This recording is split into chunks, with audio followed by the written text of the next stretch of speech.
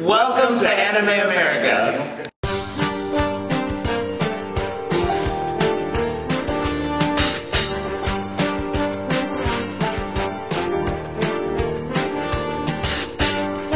Hey there, Robyn from Anime America here. I am here at Holiday Matsuri Con with Micheal Tatum and Todd Haberkorn. It's nice to see you guys here. Howdy. I will say, like, out of all the Florida conventions I've been to, I've always crossed my fingers like, I want Todd and Micheal Tatum there. I want him there. I want him here. And I always get Big Banana. But I always get Big Banana. It's like, it's always Big Down. I'm like, oh. I've seen you every day. We're here now, though. Yay. So the first question, I always ask this to all of the voice actors I interview. How did you guys get into voice acting? Todd, you want to start? It was a normal audition because I've been in the business for a long time in other aspects like theater and film and things like that and commercial work, and so it just was another avenue of the business that I discovered. It wasn't very adventurous and you know, hair-raising at all. It was just another job. I was tricked into it. True story, I had been an actor when I was very young, and I gave up on it to pursue a different career. And when I was in my late 20s, I was approached by Christopher Bevins with Funimation and said, "Hey, I used to act. I have a character I think I'm going to try out for." And I had to be persuaded because I didn't want to do it. I was too nervous. And but he scared me enough to come in, and I did. And it was a 4-hour-long audition, and I just sort of learned it was a voice acting boot camp. You know, it was a dubbing boot camp for me, and I had a great time. But I was like, oh, I didn't win this audition. And I asked him, "How do you people get anything done if it takes you 4 hours long to audition every single person?" He said, "Oh, we did that with the first Matsuri audition. We actually recorded the first 6 episodes. You're now an actor." So that's how I got started. Now, the hardest question I ask the voice actors, do you guys have a favorite character you voiced? Do you want to start? Sergeant Frog. Keroro. That's mine. Not so hard for him. It's a great character. It's so hard to pick a favorite. So every time I say it, because I'm always afraid that like there's 1,000 people going out there, "Why didn't you pick my favorite?" But there's also the characters in my head going, "Why didn't you pick me?" And I say I don't like to play in the favorites game. But if I had to pick, like, there's another one. I think the most recent one, the character that I got to script a great deal of as well as perform, was Okabe Michiro, aka Hoin Kyoba in Steins Gate, who is an awesome character. Very nice. Now, you guys have been in Hitalia, both of you, Orange High School Host Club. You've been in Fairy Tail, and you were in Black Butler. Yeah. They're major animes with very popular characters. Do you guys feel a certain pressure when tackling such major animes, or no?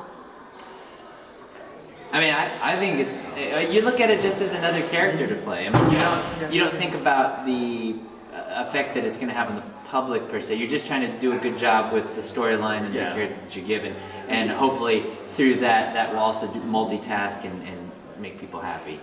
Yeah, and there is a degree of pressure because you're breathing life into a character that often the audience that we're trying to reach already has a very profound relationship with, and so it can be very nerve-wracking. But the trick, if you want to do, the irony is, if you want to do the character justice, you have to not think about those things at all, because if you try to please everyone, you end up with a very, very flat performance, and so you hopefully just put yourself into it and hope that the people sensitive to what you're trying to do with the performance will find it and love it, and often they do. So yeah, you just have to turn that part of your brain off and not care until after it's over with, and then you sweat. On the premiere, but not while you record, no. I will say, like, when I was reviewing some of your animes, some were saying, like, oh, this character was so good, this character was so good, like, referring to Black Butler. A lot of people were telling me that, oh, don't waste your time, and I watched it, and I'm like, it was good! He was good! Who are these people? I like their names. Well... DC Dad, listen to me. I knew it! I knew it! Even with Dead the Kid, I was like, I don't know if Todd can do it. I listened to him like, oh, well, good. I love it. I love it. I love how we're doing like the two-headed monster thing right now. If you're ever uncomfortable with this, just let me know. We can stop. We can just. I'm good. Oh, he didn't get that. Romance. Three-headed monster now. I love this. Okay. We'll do the rest of the interview just like this. Okay. I love this. Now, when you guys went to your first conventions and you had fans waiting for you to meet you and dressed up as the characters you voiced, what was going through your head when you saw them? The very first convention, when you first saw them, you're like, that what he's doing right now, that was going through his head. That's what was going through mine. I still feel that way. I don't think I'll ever get used to it. Yeah. It's awesome. It's a great feeling, but it feels like being in a marshmallow. No. Never mind. How would you know what that felt like? Do tell. That's another question. Well, you have some FU money and you make a big marshmallow.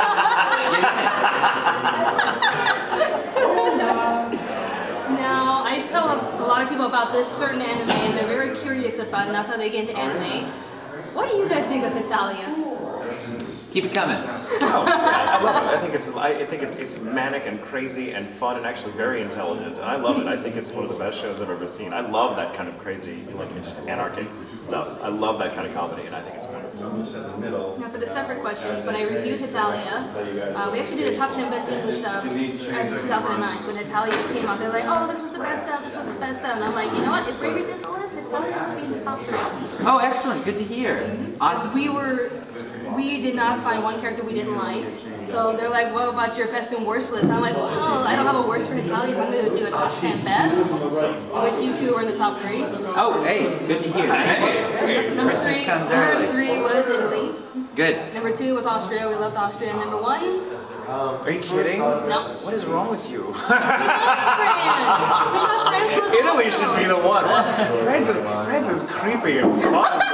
France just wants to. Yeah, We were France just impressed with the France. accent, which brings me to the next question. Was Mario really your inspiration for Italy? Oh yeah, yeah. I told the director that. I said, if you want it, it's gonna be from Mario. So yeah. That Thank makes you, it Mario. better. And when I had to do like a fun fandom of all the characters, I lost a dare. I had to do all the characters and the accents. The hardest time was France. How do you get that French accent? First of all, I hope you don't think that's a good French accent, because it's not a good French accent. It's the most over-the-top, stereotypical. Like, people don't actually talk like French. I speak French, and but the accent came. I studied it for years, and so the accent just was sort of the thing. And I think I just decided to go in and do the most over-the-top, accent I could possibly do, because it was meant to be funny, and they loved it, and I got the job. But that's not. Please don't think that's how French people really speak. That's not how they speak. They don't actually speak like this. That's a very, very like Pepe Le Pew sort of thing. And that's the fun of it, doing it for sure like Italian. But no, it's not a good French accent. Please don't think it is. Now, we have a competition in Anime America called the Top 32 Sexy Men of Anime. I'm sure my assistant told you about this. And this year, in the top 8, I have the sketch right here. In the top 8, we have Matsuri and Kyoya Otori. Yes. Nice. I approve. That's a good list. I like all of those guys. This is our 5th year. And the 4 champions that we've had in the past were Ikuto Tsukiyomi, not dubbed yet, Zero Kuryu, Big Mignana, Usui Takumi, not dubbed yet, and last year, Sebastian Michaelis, voiced by J. Michael Tatum. They all love Sebastian.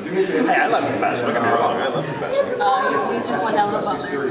Now, the one thing that catches me is that when it comes to Natsu and Kyoya and Sebastian in the comments, they're all like, yay, Todd Haberkorn, yay, J. Michael Tatum. Hey, awesome. Glad to hear it. How does it feel voicing sexy characters? I hope we get to keep going. I hope they don't figure out that I'm tricking everybody. Same here, I love And I will say that for the longest time, Hikaru Hitachi was in the list. Oh yeah? And when we're like, okay, we're going to have a new poll, which foreign Host Club member do you want now? They're like, Well, want Kyoya. there you go. Finally, Kyoya's seen for one day. And the final question is, do you have anything you'd like to say to your fans out there? Thank you for watching. Please keep watching, and if you stop watching, I don't know you. What can I possibly say to sum it up? Thank you for everything. You guys continue to amaze and just bewilder me at the same time, and I love it. I think it's wonderful. Please keep showing your support. You guys are the best part about what I get to do for a living. Yes. Thank you guys so much for the interview, and stay tuned, Anime America! Yay! Yay!